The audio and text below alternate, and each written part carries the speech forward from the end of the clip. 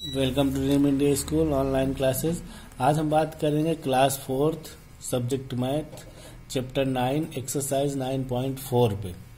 तो देखिए 9.4 में क्या है, fill in the blanks with greater than, less than और इक्वल है। ठीक है, तो greater than, less than, equal में क्या है, पहले देखिए इसमें ये ग्रेटर देन इधर, ग्रेटर देन इधर है, फिर less than and less than है। ठीक है, फिर उसके बाद नेक्स्ट नंबर दिया है कंपेयर द फॉलोइंग फ्रैक्शन। तो फॉलोइंग मतलब फ्रैक्शन जो है तो उसको कंपेयर कैसे करना है। देखिए 7/9 एंड 5/8 दिया है, तो कौन सा बड़ा है, 7/9 है, तो इस तरीके से आपको करना है, बीच में 5/8 कर लेना है, बीच में इन दोनों के बीच में मार्क आपको करना है। फिर 3/7 दिया है एंड 5/11, तो 3/7 ये करके 5/11 करना है। इसी तरीके से इन सभी को आपको इसी तरीके से कंपेयर करना है। फिर आते हैं नेक्स्ट क्वेश्चन में, arrange the following fractions in the ascending order. Ascending order कैसे निकालते हैं देखिए, हम आपको बताते हैं। 1/5 प्लस 5/12 प्लस 6/10 प्लस 3/6 है। ठीक है, तो सबसे पहले हम क्या करेंगे, 5 का, 10 का, 12 का, 6 का एलसीएम लेंगे।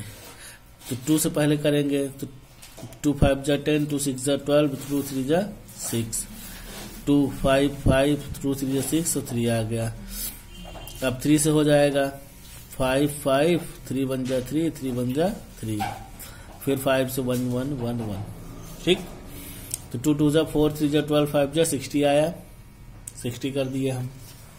फिर उसके बाद क्या करना है, 5 का इसमें करेंगे डिवाइड, तो 5 12 बजा कितना होता है 60, 12 5 जा तो 12 आया, 12 इंटू 1 प्लस 12 5 जा तो 5 इंटू 5 प्लस 10 6 जा 6 इंटू 6 प्लस 6 है तो 6 का इसमें करेंगे 10 जा हो जाएगा 10 इंटू 3।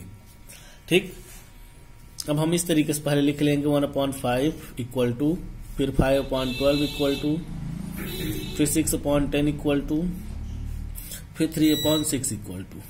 ठीक, फिर उसके बाद हम क्या करेंगे, 1/5 में क्या है, ये है, तो 12 इंटू 1 अपॉन नीचे 60 है, 12 1 जा 12 अपॉन 60 आ गया।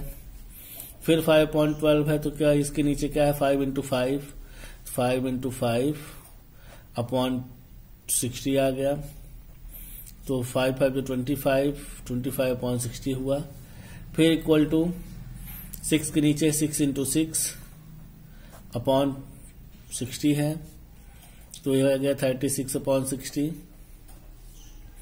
3 के नीचे है 10 इंटू 3 अपॉन 60, इक्वल टू हम आ जाएगा 30/60। ठीक है, तो इसमें क्या हो जाएगा, देखिए सबसे छोटा नंबर कौन सा है, 12 है, तो 12/60। फिर उसके बाद है 25, तो 25/60, फिर 30 है, 30/60, फिर 36 है, 36/60। अब 12 के नीचे कौन सा है, 1/5 है, 25 के नीचे 5/12 है, एंड 30 के नीचे 3/6 है, और उसके बाद 6/10 है। इस तरीके से आपका असेंडिंग ऑर्डर हो जाएगा। ठीक है, ये मैंने आपको एग्जाम्पल तौर पे बताया है। क्वेश्चन यहाँ पे 1/5 जहाँ किया तो 1/4 होगा, यहाँ पे 1/5 मैंने करके सॉल्व किया है। तो इसी तरीके से आपको क्या करना है, असेंडिंग ऑर्डर बताने हैं। असेंडिंग में आपको पता है ना क्या होता है, छोटे से बड़ा। जब इसमें डिनोमिनेटर सब में सेम है, 60 सब में दिया है, तो हम ऊपर के नंबर को लेकर कंपेयर करेंगे। ऊपर का नंबर 12, 25, 30 एंड 36, छोटे से बड़ा। ठीक, इसी तरीके से नीचे दिया है, arrange the following fractions in descending order. Descending order में आपको क्या करना है, सेम प्रोसेस सॉल्व करने की यही रहेगी। इसी तरीके से एलसीएम निकालना है, इसी तरीके से इसको सॉल्व करना है। बस आपको इसमें छोटे से बड़ा आप लिखे हैं, इसमें आपको बड़े से छोटा लिखना है, क्योंकि डिसेंडिंग में क्या होता है, बड़े से छोटा होता है। बाकी पूरी प्रोसेस आपकी यही रहेगी। ओके, सो आपका 9.4 एक्सरसाइज कंप्लीट होता है। फिर आते हैं 9.5 एक्सरसाइज में। तो 9.5 एक्सरसाइज में आपको क्या दिया हुआ है, एट द फॉलोइंग। तो एट द फॉलोइंग में देखिए क्या दिया है, जब डिनोमिनेटर सभी में सेम होते हैं तो आपको न्यूमरेटर बस प्लस करना होता है। जिस तरीके से देखिए क्या है, जैसे यहां पे क्या दिया हुआ है 4/15 प्लस 6/15, तो आपका 15 वैसे भी ऑलरेडी डिनोमिनेटर सेम है तो नीचे डिनोमिनेटर सेम 15 हो जाएगा और ऊपर 6 + 4 कितना हो जाएगा 10 हो जाएगा। तो 2 × 5 = 10, 3 × 5 = 15 यानी = 2/3 आंसर आ जाएगा। ठीक है, इसी तरीके से आपको फर्स्ट क्वेश्चन के सभी फ्रैक्शंस आपको सॉल्व करने हैं। फिर सेकंड नंबर है, सेकंड नंबर में दिया ऐड द फॉलोइंग, तो इसमें क्या है 7/8 + 5/12 दिया है। अब इसमें आपके डिनोमिनेटर क्या है अलग अलग है। अब इसको क्या करना है आपको सॉल्व करना पड़ेगा। तो कैसे सॉल्व करते हैं देखिए, तो देखिए इसमें क्या है 7/8 + 5/12 दिया है। ठीक है, तो 12 और 8 का जब हम एलसीएम लेंगे, 12 और 8 का एलसीएम लेते हैं तो 12 8 का एलसीएम कितना आता है 2 × 6 = 12, 2 × 4 = 8, 2 × 3 = 6, 2 × 3 = 6, 2 × 2 = 4, 2 × 1 = and 3 × 1 = 2 × 2 = 4, 2 × 8, 3 × 24 आता है।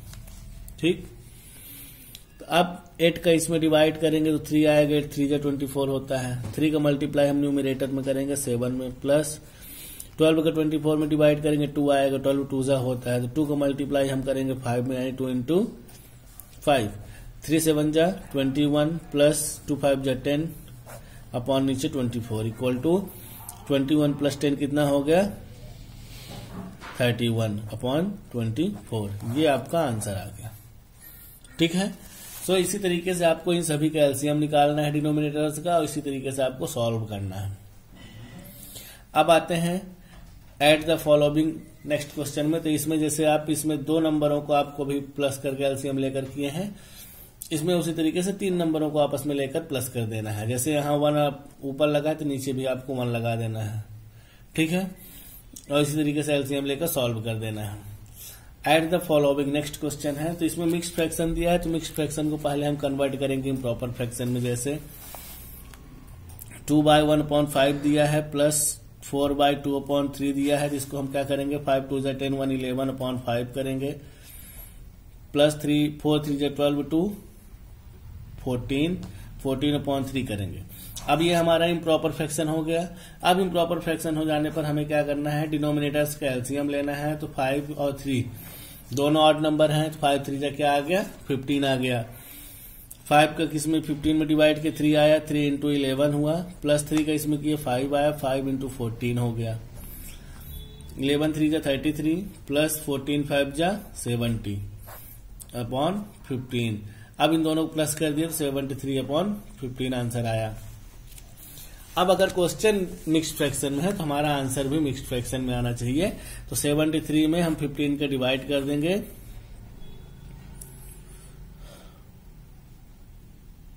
तो 15 4 = 60 होता है। 3 आया यहाँ पे, 7 में 3 का 1 आया, 13 बच रहा है। तो क्या करेंगे हम इधर 15 लिखेंगे, नीचे बगल में 4 लिखेंगे, 15 4 = 60 और रिमाइंडर ऊपर कर देंगे, तो ये हमारा मिक्स्ड फ्रैक्शन हो जाएगा। ठीक है, सो इसी तरीके से आपको इन सभी क्वेश्चंस को सॉल्व करना है और ये एक्सरसाइज आपकी इसी के साथ कंप्लीट होती है।